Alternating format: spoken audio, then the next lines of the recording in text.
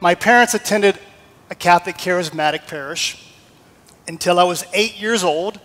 Unfortunately, when the charismatic priest was relocated, they just couldn't find one as dynamic as the first one, and so my parents went looking around for another church, and they found a Baptist church that was spirit-filled 9 miles up the road that we called home. And as an 8-year-old, what can I do? I followed them. So I attended this church for many years, and when I was 13 years old, we had a missions trip. So I went on this missions trip, and I got it. I got hooked on missions when I was 13 years old. And so the youth pastor noticed that, and he says, I'm going to put you on a newsletter called Voice of the Martyrs, Christ of the Communist World. And every month I got a newsletter about Russians, Poles, Christians that were persecuted in the Iron Curtain. And I began to pray as a 13-year-old, Lord, help those that are tortured for Christ, send Bibles into those countries, and send missionaries there. I prayed that all of my teenage years. I didn't stop. I mean, I got them every month. Even going back to when I was 7, I began to pray for my wife in that Catholic Charismatic Fellowship. I said, Lord, wherever she is on earth, let our paths cross one day. Because I didn't know she would be a missionary kid. So, with that being said, even in my teens, you know, it's Friday night. I'm 16, 17. I'd say, 9 o'clock. Lord, wherever my wife is, protect her from any pervert. Keep her pure, love her, guide her, and in your perfect timing, let us meet. And I prayed that, man, all the time. Now, when I was 20 years old, you know, you become like those who you hang out with.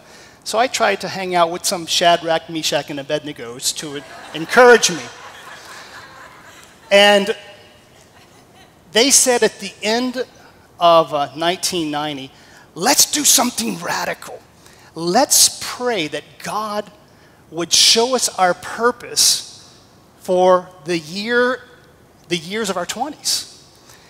And I said, I want to know God's purpose for my life, because at that time, I was already a junior in college, and we decided to do a 21-day no food fast. Never done a 2-day fast in my life.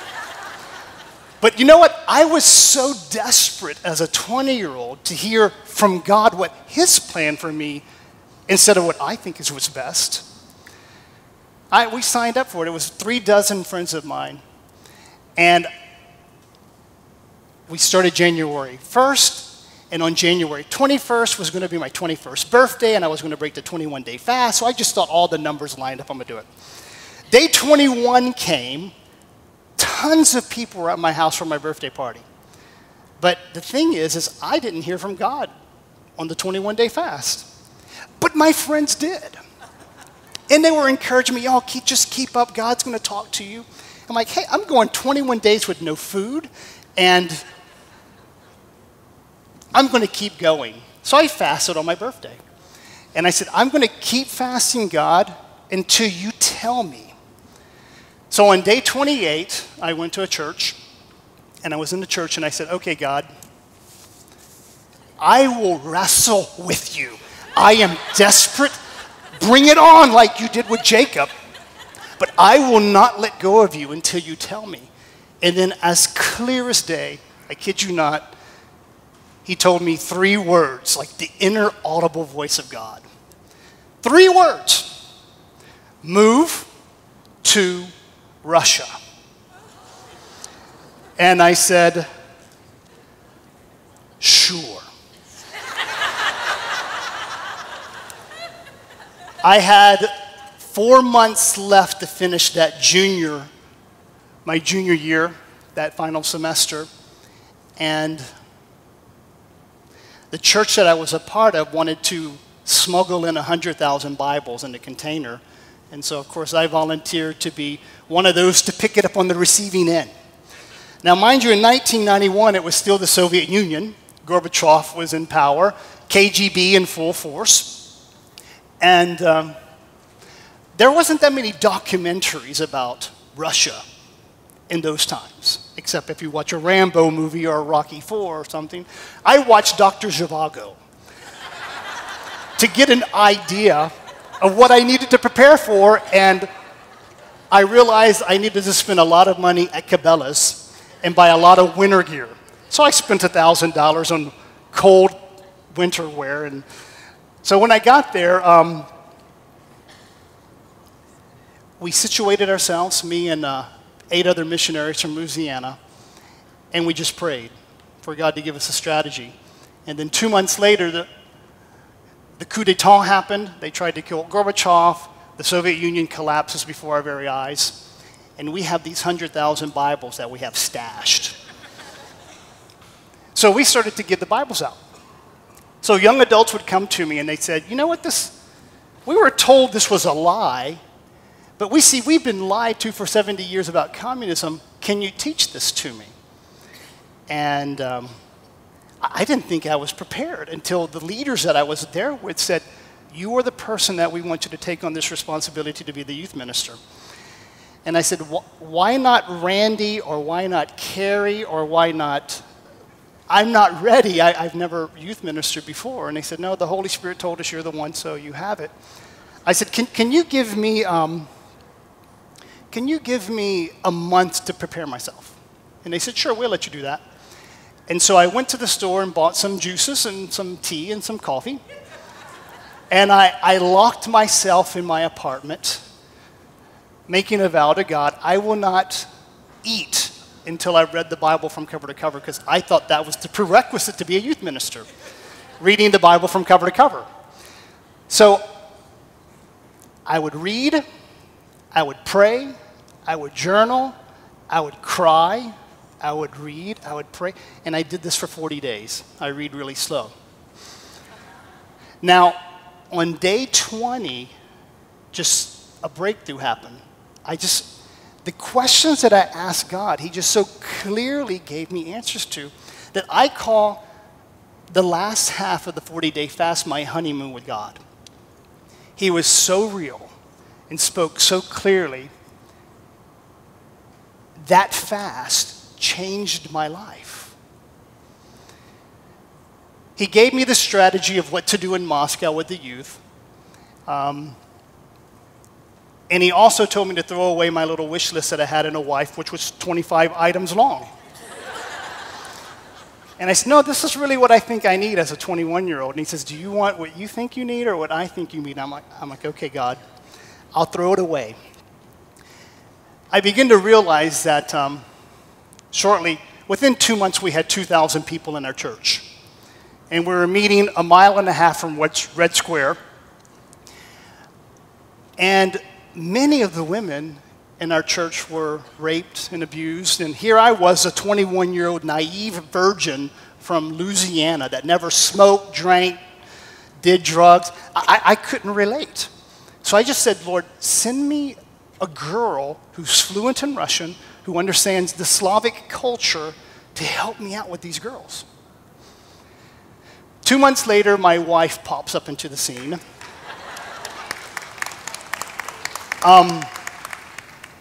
She was a Polish girl from a Catholic charismatic fellowship that sent her as a lay missionary. And so I didn't talk to her because, one, she was Catholic. I had nothing to do with Catholics. She was Polish. I mean, okay. But I was invited to her birthday party, and there was a lot of food there, but she wasn't eating. So I asked her roommate, "What is Ivona? Is she not eating?" She says, "No, she's on a fast." And I said, "Fuck." I didn't know that many people that fasted in 1991. And I said, "Well, how long is she fasting for?" She says, "Well, she's on an 18-day fast." 18 days, that's an odd number. Why 18 days? well, there's 18 people on staff now, and she's fasting each day for each staff member. And I said, wow, that intrigued me. I said, okay, well, if she gets a word for me, can you please tell her to pass it on to me? Because mind you, I never received a prophetic word in my life until that time. And even though I did throw away the 25 items on my list, I did tell God 3 requirements he had to keep for my wife, that she had to be as strong as me, or if not stronger spiritually. She had to prophesy over me and be a virgin. Those were my 3 requirements.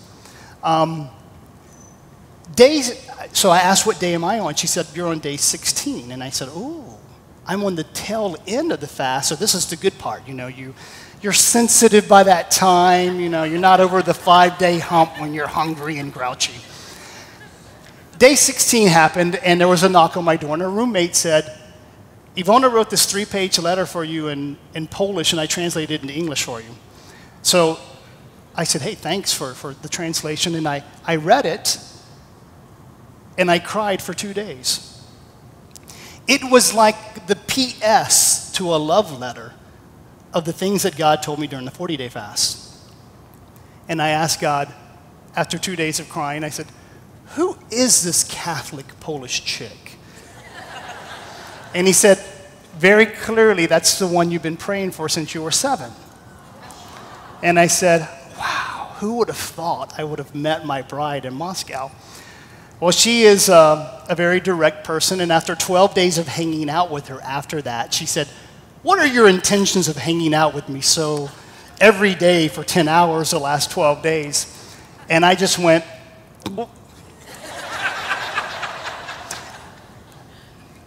I just felt that was the time, and I said, well, God told me that you were the one I was going to marry.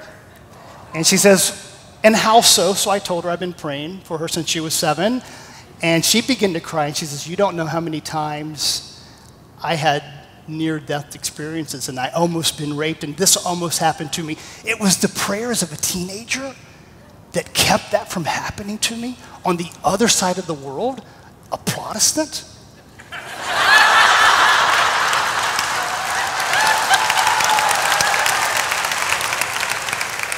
God speaks to our brothers, you know. And so I just said, yeah, will you marry me? And she said, sure. So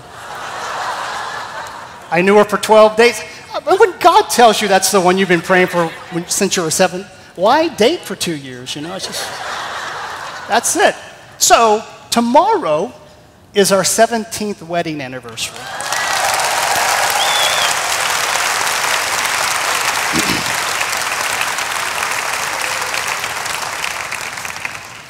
So anyway, she ended up marrying the Protestant pastor, but she was a Catholic charismatic leader. So what does she do? I mean, I wasn't going to go to Mass, so she just prayed for me and used Socratic method for 16 years. If you know what Socratic method is, she would ask me questions after I'd give my sermons. Do you really buy that? I'm like, I wouldn't have taught it if I didn't. Well, where'd you get that from? Well, pastor gave me that. Well, where did he get that from? I don't know. Stop asking me crazy questions like that. Crazy Polish woman. I thought it was a Polish thing. But she was planting seeds in me the whole time. She just didn't realize. So just to give you guys some encouragement, if there's that person, just keep praying for them. My wife prayed for me for 16 years. Okay? So in that time, we met a guy named Randy Clark, who was the guy who started the Toronto Blessing in Canada. And he says, I want to mentor you like John Wimber mentored me. And he ordained me and my wife as vineyard pastors to plant vineyard churches. So we lived 8 years in Russia and Poland. And I thought I was going to start a vineyard church in Catholic Poland. I was in La La Land. I thought, I'm going to show them what good vineyard worship is and our looseness, and I'm going to just get all of these Catholic charismatics to come to my church. Well, thank God that blew up in my face. God did tell me to move to Poland, but I think me starting a vineyard there was me creating an Ishmael and not an Isaac. And I have apologized to the Church of Poland that Forgive me, Catholic Poland, for starting a vineyard here, you know. So after about 2.5 years of that, I'm like, oh my goodness, this is tougher than I thought. I just wanted a sabbatical. I'm like, God, I want to go on a sabbatical, but I'm ashamed of coming back to America to share at my churches that support me, how difficult it is in Poland. I'd like to take 1 year off, yet get money, and not go to church because I'm just so tired of going to church. And so a friend of mine said, so I prayed, Lord, make that happen. Be careful what you pray for. The next day, I met a friend of mine who says, Keith, you know, you teach English on the side while you're pastoring. Why don't you put a resume in Saudi Arabia? They're hiring teachers now. I submitted a resume, and 10 hours later, a company contacted me and said, can you come this weekend? So I did, for 3 months to check it out. And we moved to Saudi Arabia, the family. And I thought it was for a sabbatical, but it was, God had other things in mind. So we were in Saudi for a year, 40 miles from Mecca. If you think Moscow was demonic or oppressive, nothing until you get close to Mecca. And I was 40 miles away. After that, we lived 1.5 years in Qatar, and we were helping missionaries, but it's kind of hard to church plant in the Arabian Peninsula, you know. Conversions are kind of hard because they decapitate you if you convert. So you got to do it kind of secretly. But they were very, very cool with us having prayer meetings. So we would have prayer meetings. And after 1.5 years of helping that out, we were evacuated for the Second Gulf War, and we came to America just to kind of take a break. And I stumbled across a place called the International House of Prayer located in Kansas City. And I went there because people told me it's kind of like a Protestant monastic movement with young adults. And to join the staff, you have to pray there 4 hours a day and serve 4 hours a day. And I said, I don't believe that. I don't believe Americans pray 4 hours a day unless they're a nun or a monk. So I checked it out. And sure enough, they did do it. And I was provoked to jealousy. I said, I want this. I need this again in my life. So I moved there. The director gave me a scholarship, and we moved there. And the first week I was there, I was in the prayer room past midnight. And I thought, as a vineyard pastor, we have many songs about the river of God, and the river is here, and I thought I was backstroking in the river of God. At about midnight, God said, hey, Keith, I just want to enlighten you. I'm not a river. I'm an ocean. And so far in your life, 34 years old, you're only big toe deep. And I cried. Big toe deep? How? I thought I had a honeymoon with you. That 40-day fast, the 28-day fast, this divine appointment. And he said, no, we're not really married. That was just me flirting with you to get your attention to come deeper. And I said, okay, I am not going to leave this place until that happens. I thought it would take me a year. Well, I was there for 6.5 years. God called me to Kansas City to die. And he told me, die quickly and die quietly. The quieter you die, the quicker you die. But I was dramatic, and I would have to go, oh, look, I'm suffering. And I'd have to take the test all over again. But in that time, my fasting life began to get rekindled. I started studying the Sermon on the Mount every day for about 3 years. And my eyes were opened about something on the Sermon on the Mount, which is Matthew 5, 6, and 7. It ends with a parable that all of you know. It's the parable of the guy who built his house on the rock, and when the storms came, the house stands. We know that parable, don't we? Well, I always thought the rock was the Bible. Until I read it again, and it says, those of you who hear these words of mine and you do them, you will be like a wise man who builds his house on a rock. And when the storms come, the house will stand. And those of you who hear these words of mine and you do not do them, now these words of mine are the Sermon on the Mount. You're foolish. And when the storms come, the house will fall and great will be its fall. Now, all of us face storms. The older you get, the more storms hit you. And that was his kind of blueprint. If you're not doing the Sermon on the Mount, you're not going to make it. And it made me go back and read it all over again. And then all of a sudden, it made sense. Now I understand, blessed are those who are poor in spirit, for theirs is the kingdom of heaven, because I was spiritually bankrupt. Bankrupt. Which led me to do the second beatitude. Blessed are those who mourn, for they will be comforted. Well, what did the mourning do? It caused me to do extreme things, to defibrillate my cold, small, hard heart. So I started fasting again. So me and my wife went on this 40-day fast, June 1st, 2008. And I brought her a stack of books. I said, which book should I read? Because I like to read when I fast. And she's like, none of these. But someone just gave me a book that I think you ought to read. It's called The Fulfillment of All Desire.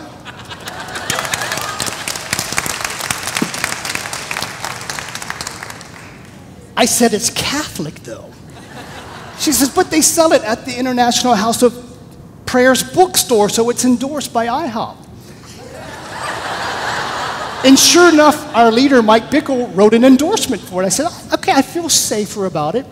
She said, sit down, let me read the first chapter to you.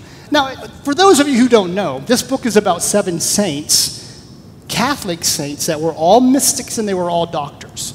Just to name them, John of the Cross, Bernard of Clairvaux, Teresa of Avila, Teresa of Lisieux, St. Augustine, Francis de Sales, my patron saint. I read the lives of those 7 saints as a Protestant minister. Then I got jealous. I said, how come no one's told me about people like this? I want what they have, but still be a Protestant. So I tried for several months to have what they had. And when I would read the book, they talked about the infusion of grace, that you need the infusion of grace to live the Sermon on the Mount lifestyle, to make it to heaven, because only saints make it to heaven. And I know I needed help. But those infusions of graces come from the sacraments, and what does that mean? So it kind of led me on the journey of the church fathers and, you know, that typical conversion stuff you hear. That was my story as well. I read the church fathers and started to read some Peter Kreeft and Chesterton, mixed all in that. And in the midst of all that, I decided to go back to school to finish my senior year because I went to Russia at the end of my junior year. So I went to a Bible college, and I had to finish up 3 semesters of systematic theology and premillennial dispensationalism, and I began to see gaping holes in what I grew up believing. I brought one of the books to my professor at the university. I said, do Protestants have something called, what do you call it? It's the, there's words in front of the book, the imprimatur, and he says, no, Protestants don't have that. Don't read those things. And I'm like, no, I'm getting something from them. And actually, I just got to read this. When I started to read this during the 40-day fast, which is very dangerous, on day 2 of that fast, I blogged about this book, and I said, warning. This is what I said. You will be messed up for some time, possibly for life. You will discover, if you don't know yet, that the whole body of Christ should be grateful for the Catholics for their wisdom. You will wonder why no one told you these things before and how come all of it is in the Bible. You will discover something about yourself that someone else already knew hundreds of years ago. You will feel that you are a part of something bigger. That's what I quoted, and it kind of ended up working out for my own life. So, a few months after that, I'm at our own International House of Prayers end of the year bash, 25,000 people underneath the roof. And the lights, the action, the worship, it was awesome. But 10 minutes before midnight, I just turned to my wife and I just went, I'm done. I'm done. And she said, done with what? I said, I'm done protesting.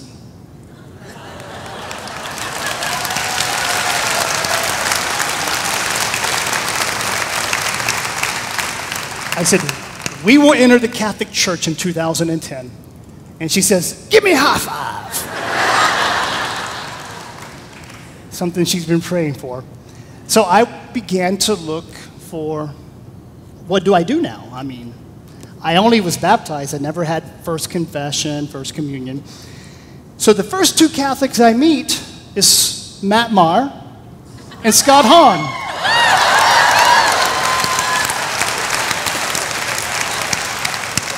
So Scott Hahn came to Kansas City within that month of my desire to become a Catholic.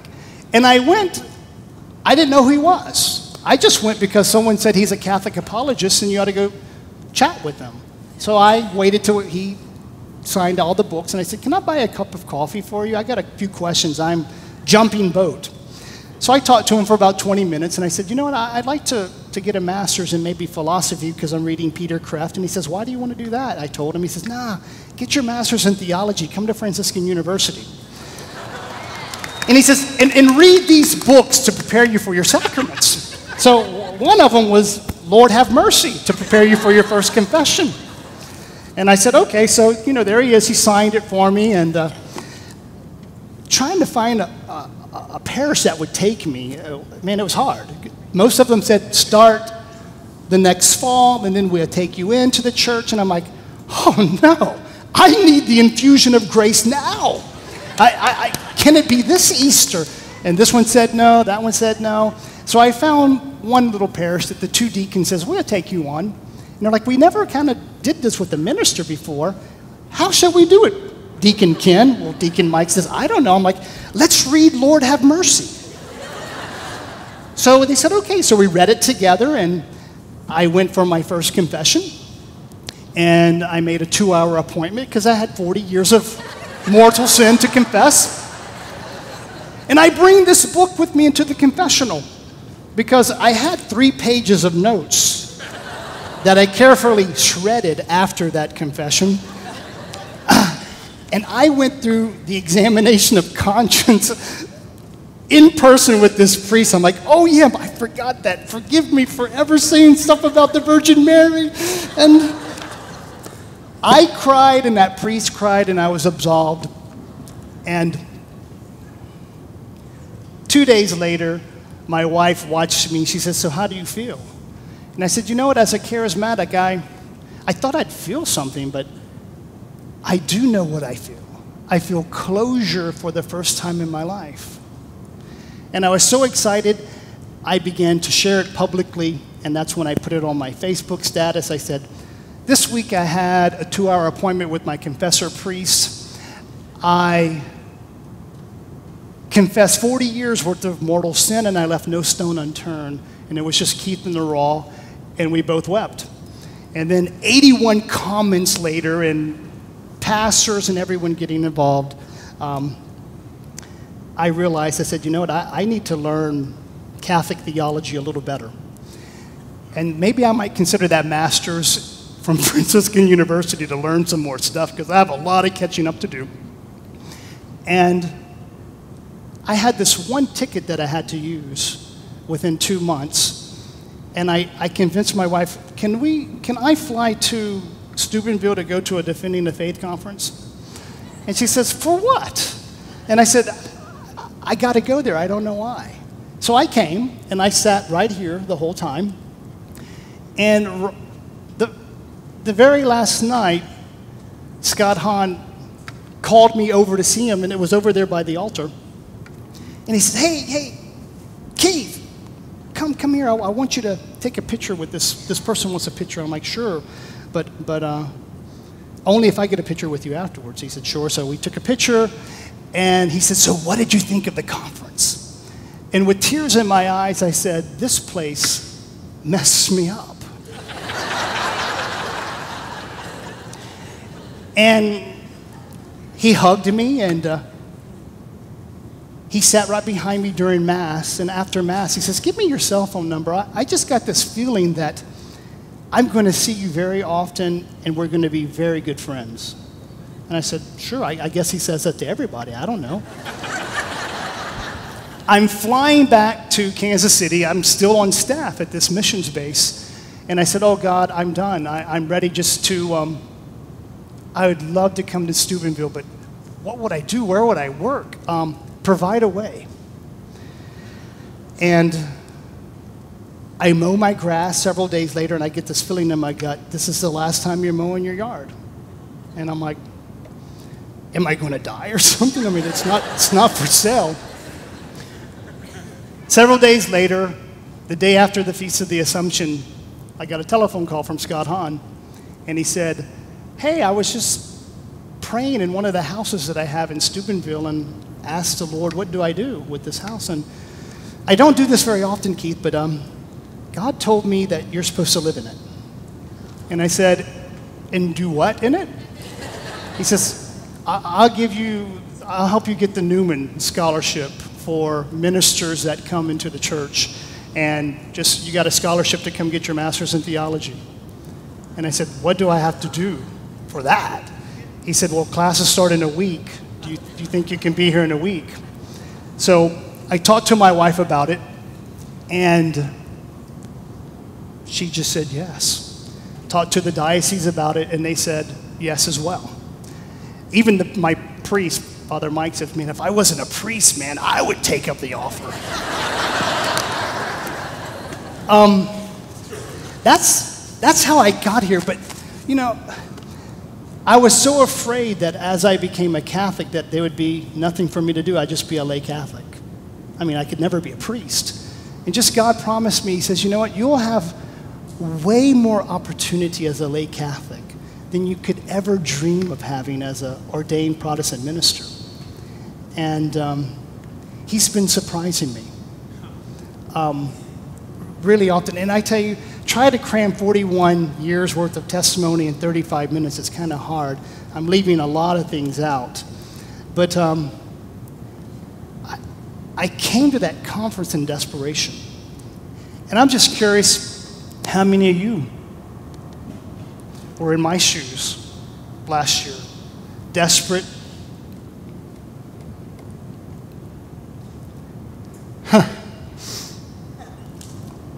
Asking the question, there must be more. There must be more for my life than this. And I just want to encourage you that he wants to surprise you. No matter what your age. What a wonderful time to be a part of the Catholic Church. And he has a beautiful plan for each and every one of you.